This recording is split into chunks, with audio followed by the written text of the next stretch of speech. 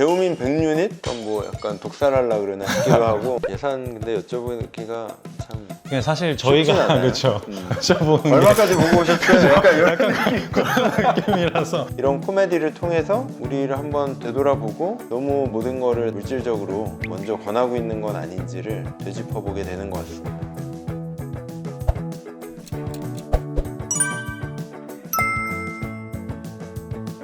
안녕하세요, 오븐피부입니다. 오늘 요즘 SNL 스마일 클리닉 혹시 보셨을까요?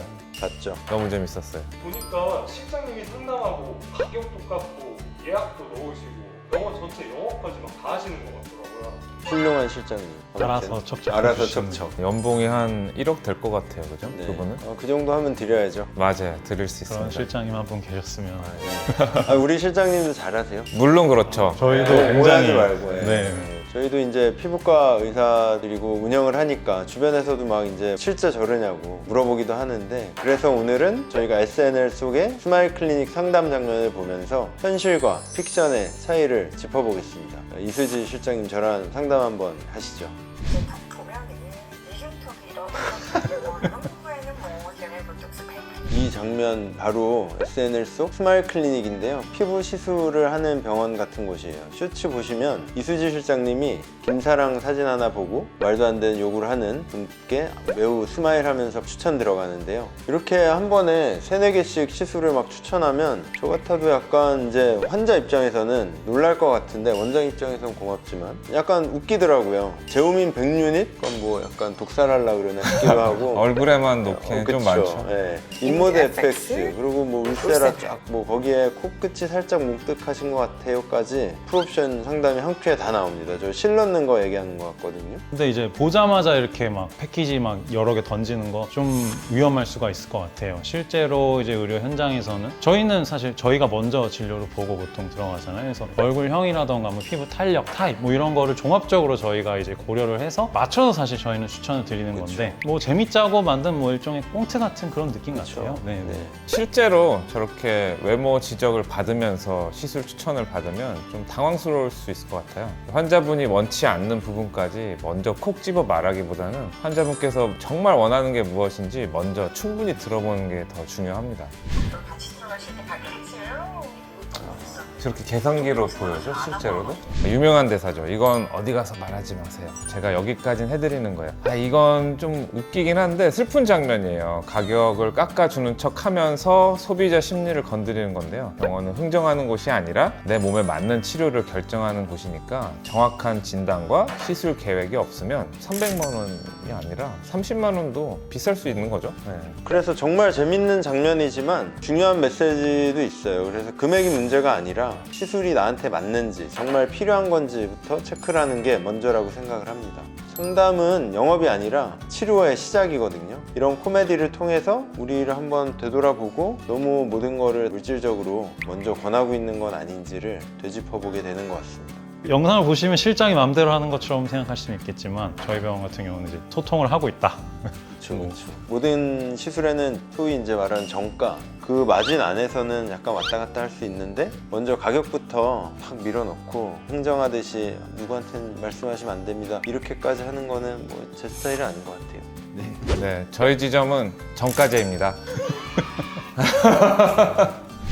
매출이 이거 보면 다들 불치죠. 난리도 아니야. 저는 진짜 이 장면을 보면서 SNL 진짜 잘했네 싶었어요. 이렇게 실장님들끼리 이제 매출 얘기하면서 웃으라고 막 강요하는 게 웃기면서도 되게 어떻게 보면 자영업자들한테는 굉장히 익숙한 그런 장면일 거라고 생각해요. 사실 이제 요즘 일부 병원에서는 상담 실장님들이 단순 응대뿐만이 아니라 시술 방향까지 제안하고 심지어 매출 목표까지 책임지는 경우가 있거든요. 어느 정도까지는 좋다고 생각해요. 사실 뭐 굉장히 훌륭한 실장님인데 근데 이게 너무 이제 과해지면은 이게 정말 진료와 치료를 위한 상담인 건지 아니면 단순히 돈을 벌기 위한 영업을 위한 설명인 건지 이게 좀 경계가 좀 흐려질 수 있지 않나 이런 건 항상 좀 주의를 해야 될 것 같고 상담이나 마케팅에만 집중을 하게 되면은 정작 중요한 정확한 진단과 그에 따른 제대로 된 시술이 뒷전이 되기 쉬운 것 같습니다. 맞아요. 그러니까 항상 고민스럽죠. 사실 의사들마저도 고민스럽잖아요. 피부과를 운영하는 것 자체도 사업적인 부분이 많기 때문에 적당히 추천이라는 그 나름의 주관이 참 있어야 되는 거죠, 사실. 근데 저는 저기서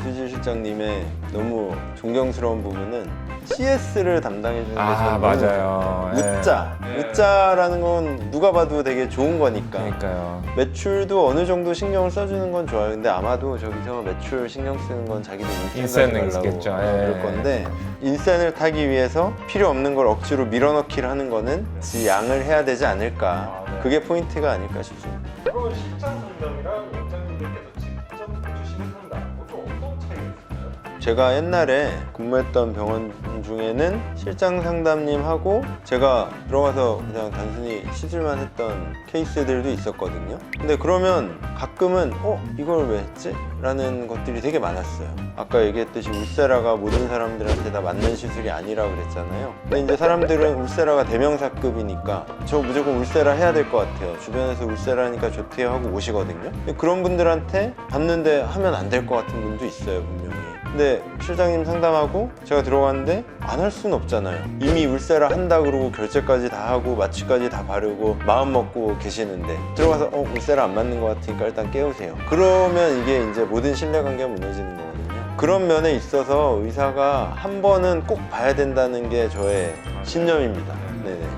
효율성 측면에서 1번으로 누가 보느냐는 어떻게 보면은 중요하진 않을 수 있을 것 같아요. 예를 들면 원장님들 같은 경우도 저 같은 경우도 굉장히 바쁠 때 보면은 환자분은 또 앞에서 세워라 내워라 기다리는 거야. 원장님 지금 시술 중이세요 해서 막 30분 1시간 기다리고 저를 보고 다시 실장님을 보고 그 과정이 비효율적이 너무 오래 걸려요. 그래서 저를 기다리는 동안에 먼저 실장님을 보고 간략하게 뭐 소위 얘기하는 예진 같은 거를 해서 좀 정리를 좀 하고 이분이 어떤 거를 원하시는지 어떤 시술들에 관심이 있으신 건지 그런 정보가 있으면 저희도 이제 얘기가 훨씬 빨라지잖아요. 의사를 한 번은 꼭 보는 과정이 프로세스가 중간 단계든 처음 단계든 어딘가는 한 번은 있어야 된다. 요새 느끼는 건데 실장과 마음이 통해야지 병원이 잘 굴러가는 것 같습니다. 제가 시술을 하는 스타일이나 권하는 그 수준을 그동안 많이 봐왔을 거거든요, 분명히. 그래서 뭐 알잘딱깍센인가 뭐 그렇다. 알잘딱깔센. 네, 그래서 그렇게 해서 딱 권하면은 고객분들이 굉장히 신뢰도 있게 생각해요, 이 병원을. 그러면은 피부과 상담 받을 때 이 질문은 꼭 해보세요 라는 게 있을까요? 본인의 요구사항을 어느 정도는 정하고 가는 게 중요하죠. 안 그러면 휘둘리니까요. 우리 약간 충동 구매하는 거랑 똑같아요. 난 오늘 옷을 100만 원어치 살 거야. 이러고 가면 쓸데없는 거 살 수 있잖아요. 나는 오늘 상의에 얼마를 사고 하의에 얼마를 사고 운동화를 뭘 살 거야 정하고 가면 그 중에 고를 수 있잖아요. 맞아요. 그런 식으로 가야지 그냥 나는 무조건 오늘 나의 피부를 위해 뭐라도 100만 원을 쓰고 갈 거야 그러면 그 200만 원 되는 거예요. 원래 다니던 데나 이거를 잘 하는 데니까 가봐라 이렇게 소개받아 가는 게 아니고 그냥 워크인으로 아무 데나 갔는데 나 피부 좋아지게 해주세요. 그러면 중고차 사러 갔다가 벤틀리 사오는 거죠. 사실 요새는 아마 웬만한 분들이 온라인 상담을 먼저 하고 갈 거예요. 이 병원의 시술이 가격이 어느 정도인지는 대충 감을 잡고 갈 텐데 이런 질문이 건강한 질문 아닐까요? 뭐 써마지를 하고 싶어서 갔다. 써마지가 저한테 어떤 효과를 줄까요? 이런 질문을 먼저 해보는 게 좋지 않을까요? 울세라나 써마지나 리쥬란 중에 저한테 뭐가 잘 맞을까요? 이 정도만 정해져도 안 당하실 수 있습니다. 그럼 세 개 보통 다 권하지 않나요? 저 울서마지리라는 패키지. 제가 노린 게 그거예요.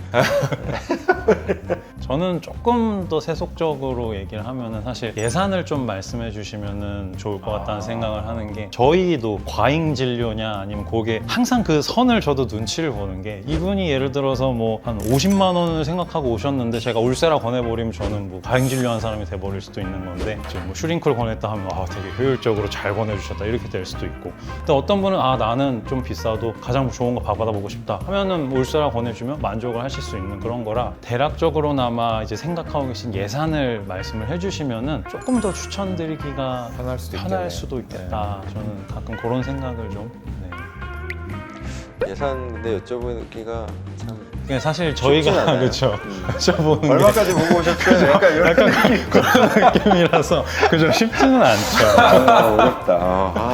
그 상담은 항상 어렵습니다. 그래서 일단 대부분 저희 같은 경우는 의사가 먼저 보면 가격 얘기는 사실 말씀 안 드리고 이런 것들이 좋을 것 같다라고 카테고리를 몇 개 정해서 실장님께 전해드리면 거기서 이제 실장님하고 현실적인 얘기를 많이들 하세요. 예산이 얼마다, 그럼 그 안에서는 이거 말고 이게 나을 것 같다, 이걸 권해주셨다, 이런 식으로 하는 게 사실은 정통 피부과의 상담인 것 같습니다.